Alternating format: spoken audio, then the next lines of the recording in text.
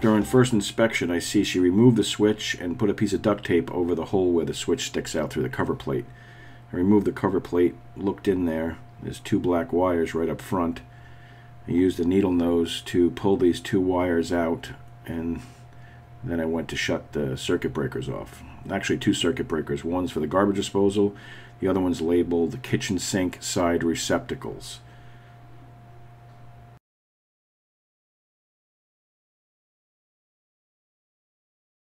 Now that I'm back, I'm going to just use the multimeter and make sure that the circuit is completely dead.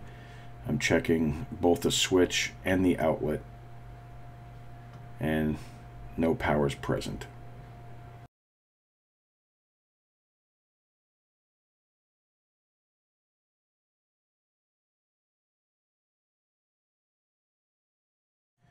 I ran a continuity check on her old switch.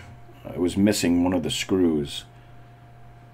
The old switch shows that it does work. It shows continuity when the switch is open and zero continuity when the switch is closed.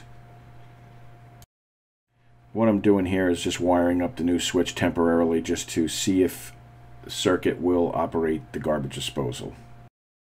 When you're wiring up a switch, two black wires must go to the switch. One must be your power lead and the other is the load. Make sure they're both on an individual gold screw. The homeowner attempted to repair the electrical issue herself over a week ago, and in doing so removed the garbage disposal switch. She was confused by all of the wires, and so she decided to hire us and push the live wires back into the box without any wire nuts or tape to isolate the live wires from coming into contact with ground. After I had the circuit safely turned off, the homeowner turned one back on, thinking she was helping me. Look what happened next.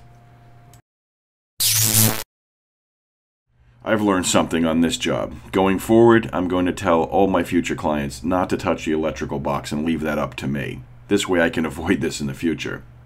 One of the things that I found in the box was a third black wire not connected to anything that she shoved all the way to the back of the box. Now I don't know what wire goes to what, and I'm going to need to trace them out.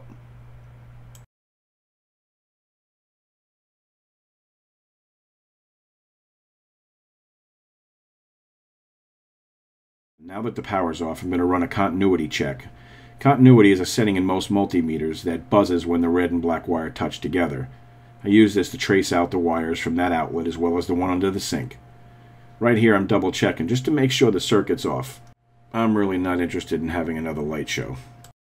Now that I'm certain the power's off, I'm going to wire in the new switch temporarily and just make sure that it sends power down to the garbage disposal outlet. Voltage in a house is alternating current, symbolized by a V with a squiggly line beneath it.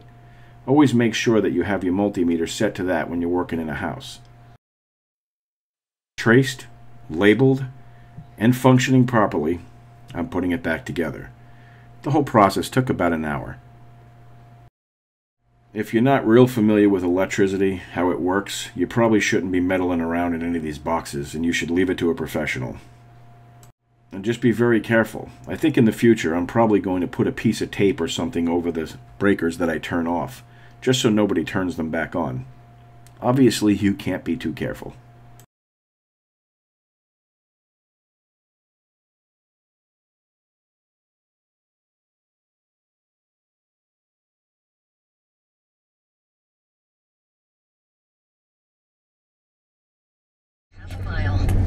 This is a very beautiful part of Philadelphia, Elkins Park.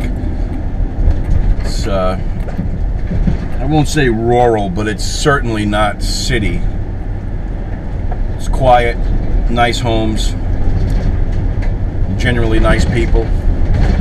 It's a nice area to work in.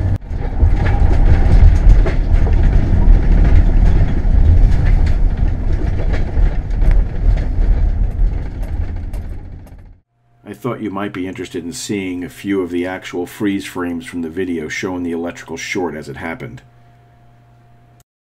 Now, while these light shows look pretty cool and all, remember that house up the corner that burnt and killed the 2 elderly people? She knew about that. She knew it was an electrical fire, and she knew 2 people died in it, and she still shoved live wires into a box with no wire nuts, no tape, no nothing. It's always best to hire a professional. And if you do, don't mess with anything that they're working on. Let them handle it. Because this should never, ever have happened. And now the big explosion photo. This is the arc at its most intense moment. Very bright, filled the whole kitchen.